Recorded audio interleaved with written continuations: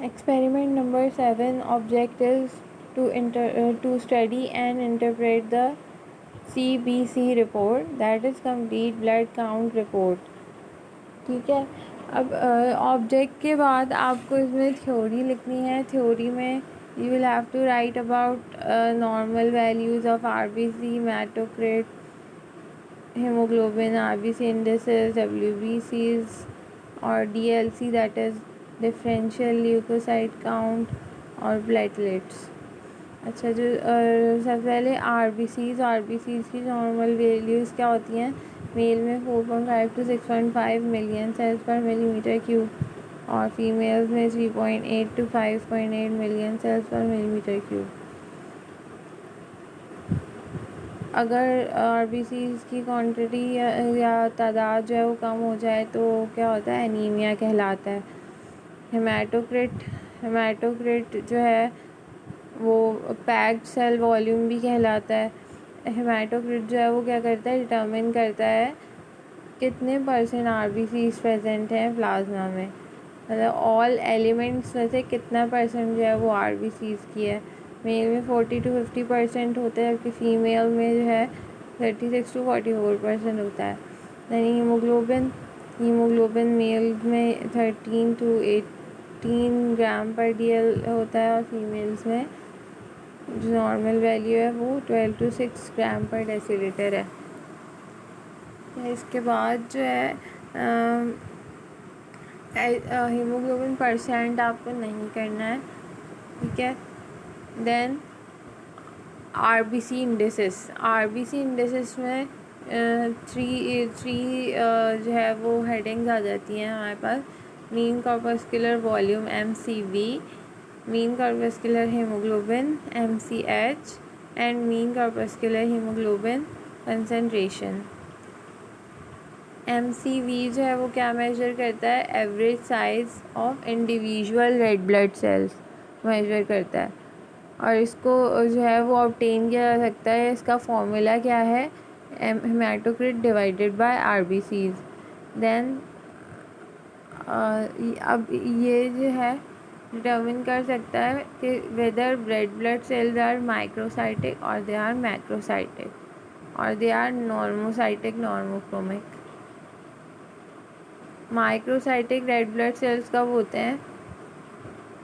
जब iron deficiency anaemia हो, thalassaemia हो, सिड्रोब्लास्टिक एनीमिया हो या कोई एनीमिया किसी क्रॉनिक इलनेसेस की वजह से डेवलप हो गया हो. सिड्रोब्लास्टिक एनीमिया में क्या होता है? बॉडी में आयरन प्रेजेंट होता है but that iron can not be converted to haemoglobin and that iron forms a ring around the nucleus of the cell. तो इसमें जो है रिंग प्रेजेंट होती है आयरन की in the around the nucleus of red blood sales.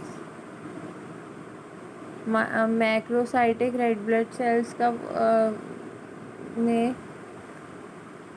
Macrocytosis या macrocytic red blood sales की differential diagnosis किस तरह कर सकते हैं कि उनमें जो है मेगैलोब्लास्ट प्रेजेंस है या नहीं. मेगैलोब्लास्ट वो RBCs होंगे जो वर्कलोड की वजह से जिनका न्यूक्लियस का साइज़ जो है वो इंक्रीज़ हो जाएगा. अगर तो विद मेगैलोब्लास्ट है तो इसका मतलब है कि विटामिन B12 की कमी की वजह से एनीमिया हुआ है या फिर फॉलिक एसिड की डेफिशिएंसी की वजह से एनीमिया हुआ है. अगर तो विदाउट मेगैलोब्लास्ट प्रेजेंट है तो इसका मतलब क्या है कि रेटिकुलोसाइटोसिस है, प्रेगनेंसी है, अल्कोहलिज्म है, हाइपोथायरॉयडिज्म है, लिवर सेल फेलियर है, क्रॉनिक रीनल फेलियर है. देन नॉर्मोक्रोमिक नॉर्मोसाइटिक एनीमिया, ये क्यों हो सकता है? अब ये या तो हीमोलाइटिक एनीमिया है किसी वजह से, अगर तो ब्लड का लॉस हो रहा है, हीमोलिसिस हो रही है तो इट विल बी, इसमें क्या होगा कि सेल साइज़ जो है वो सेम रहेगा लेकिन RBCs की क्वांटिटी कम हो जाएगी.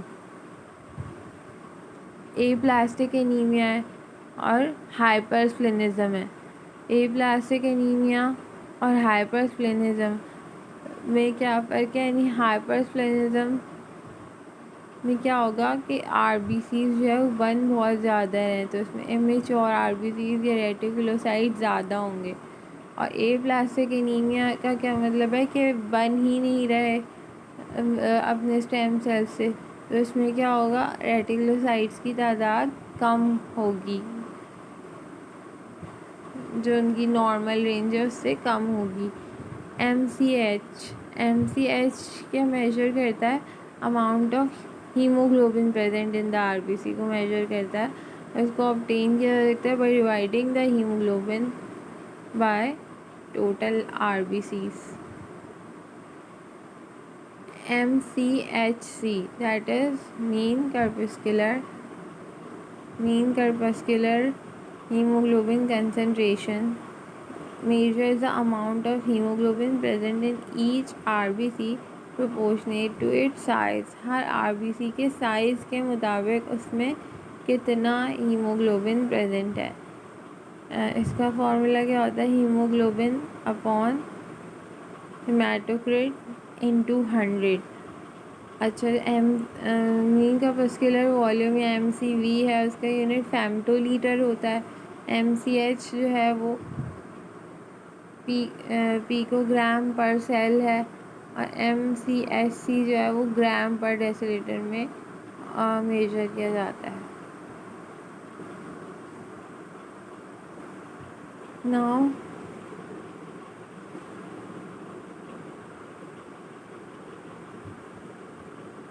MCH और MCHC जो है वो यूज़ होते हैं to assess whether RBCs are normochromic, hypochromic और हाइपरक्रोमिक।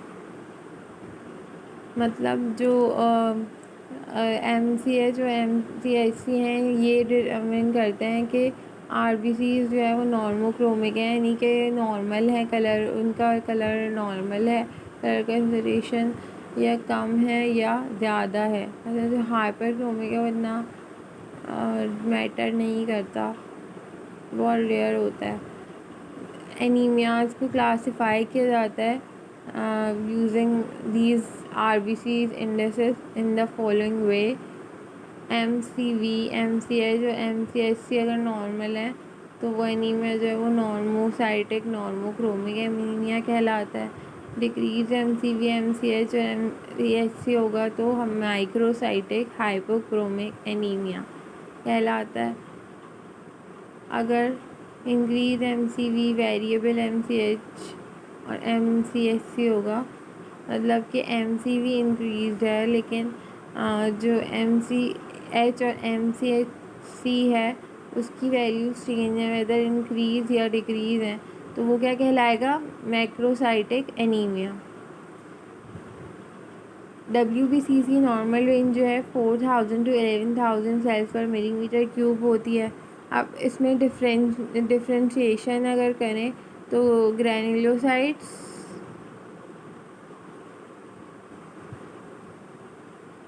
या पॉलीमॉर्फोन्यूक्लियर्स होते हैं, और ए ग्रैन्युलोसाइट्स और मोनोन्यूक्लियर्स होते हैं।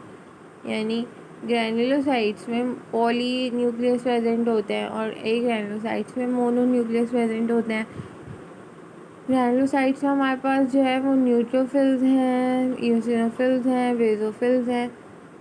अच्छा, इनकी जो रिलेटिव वैल्यूज़ हैं और एब्सोल्यूट वैल्यूज़ हैं वो गिवन है। रिलेटिव वैल्यूज़ का क्या मतलब है, values related to all cell, तमाम WBCs में इनकी परसेंट कितनी है। जैसे न्यूट्रोफिल्स है वो 45 to 70% है, सबसे ज़्यादा जो है WBCs में न्यूट्रोफिल्स होते हैं, और इनकी सेल काउंट कितनी है 3000 to 7000 सेल्स। इसी तरह यूजिनोफिल्स हैं, बेसोफिल्स हैं। बेसोफिल्स सबसे कम होता है 0 to 2%। देन ए ग्रैन्युलोसाइट्स में हमारे पास लिम्फोसाइट्स आ जाते हैं, मोनोसाइट्स आ जाते हैं। लिम्फोसाइट्स 25 to 40% होते हैं, जबकि मोनोसाइट्स जो है वो 4 to 8% होते हैं।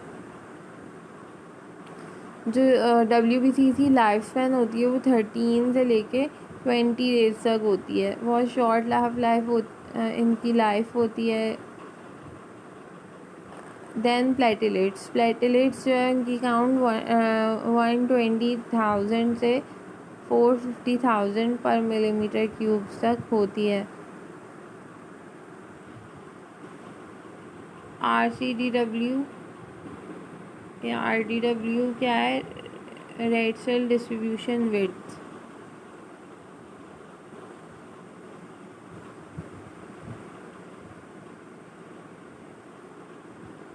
अब ये RDW क्या है? RDW एक ग्राफ की फॉर्म में होता है कि कितनी वेरिएशन है RBCs के साइज़ में, मतलब कि सबसे छोटे से लेके सबसे बड़े तक RBCs का जो है साइज़ देख के उसमें साइज़ वेरिएशन निकाली जाती है। कुछ एनीमिया जैसे कि मेगालोब्लास्टिक एनीमिया में ये जो है amount of variation in RBC size और उसके शेप को मेजर किया जाता है। और इनमें क्या होता है, RDW इंक्रीज़ हो जाता है, डिस्ट्रीब्यूशन विड्थ बढ़ जाती है, क्योंकि सेल्स की जो साइज़ेज़ हैं वो बहुत वेरिएबल होते हैं। डिफरेंट साइज़ के सेल पाए जाते हैं इन मेगालोब्लास्टिक एनीमिया।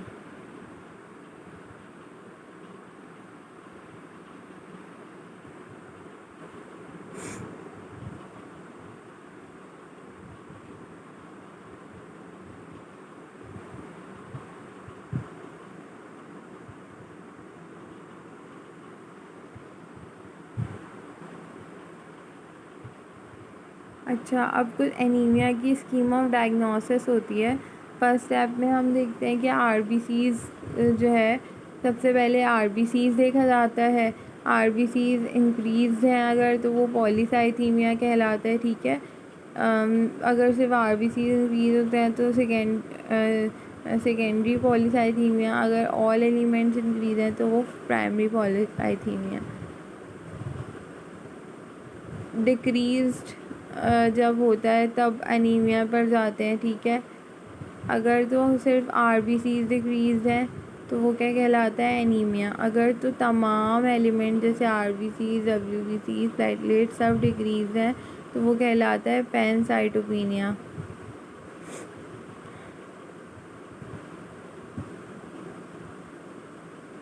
एनीमिया में अब अगर इंक्रीज WBCs हैं तो वो RBCs के साथ सिर्फ WBCs इंक्रीज हैं तो वो ल्यूकीमिया कहलाता है।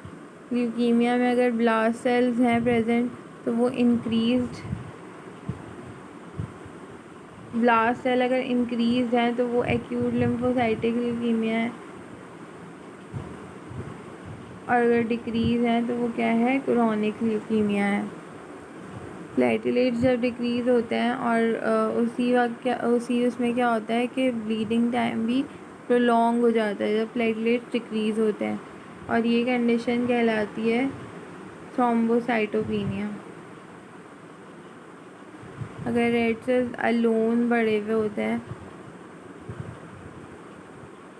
तो फिर RBC इंडिसेस देखे जाते हैं।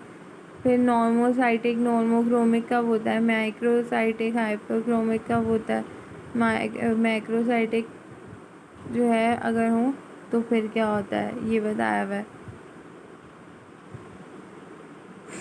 इसके अलावा अगर रेटिकुलोसाइट्स बढ़े हुए हों तो क्या होता है? हाइपरस्प्लेनिज्म होगा। डिक्रीज़ है तो मेगालोब्लास्टिक या एप्लास्टिक एनीमिया होता है। WBC अगर इंक्रीज़ हों तो हमें क्या करना चाहिए? RBCs और प्लेटलेट्स की क्वांटिटी को देखना चाहिए, ऑब्जर्व करना चाहिए। अगर RBCs और प्लेटलेट्स नॉर्मल है तो क्या है? WBCs जो है इन्फेक्शन की वजह से बढ़े हुए हैं, ल्यूकोसाइटोसिस इन्फेक्शन की वजह से हो रहा है। अगर तो डिक्रीज़ हैं तो क्या है? ये क्या शो कर रहा है कि तब अगर जो है वो WBCs बढ़े हुए हैं तो ल्यूकीमिया होगा। Leukaemia then can be acute और क्रोनिक। एक्यूट कब होता है? ब्लास्ट सेल्स जब 30% से ज़्यादा बढ़े हुए होते हैं। क्रोनिक जब ब्लास्ट सेल्स 30% से कम होते हैं। उसके बाद जो है लिम्फोसाइट्स का अगर ल्यूकीमिया होता है तो वो क्या कहलाता है? एक्यूट में एक्यूट लिम्फोसाइटिक ल्यूकीमिया। न्यूट्रोफिल्स अगर बहुत ज़्यादा तेज़ी से ग्रो कर रहे हैं, न्यूट्रोफिल्स के स्टेम सेल्स में ट्यूमर है, तो फिर वो कहलाता है एक्यूट माइलोसाइटिक ल्यूकीमिया।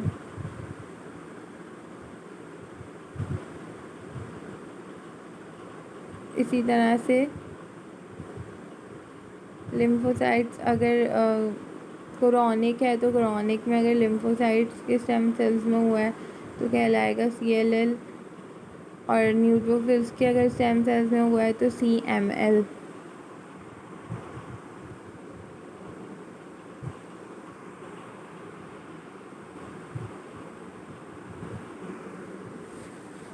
ये सारा जो है आपको थ्योरी में लिखना है, ठीक है, हेडिंग्स बना के। लास्ट की ये जो ये वाली पिक्चर है और ये दिस वन, ये 2 पिक्चर्स आपको नहीं लिखने की ज़रूरत अपने जर्नल में। These are for your ease, ठीक है।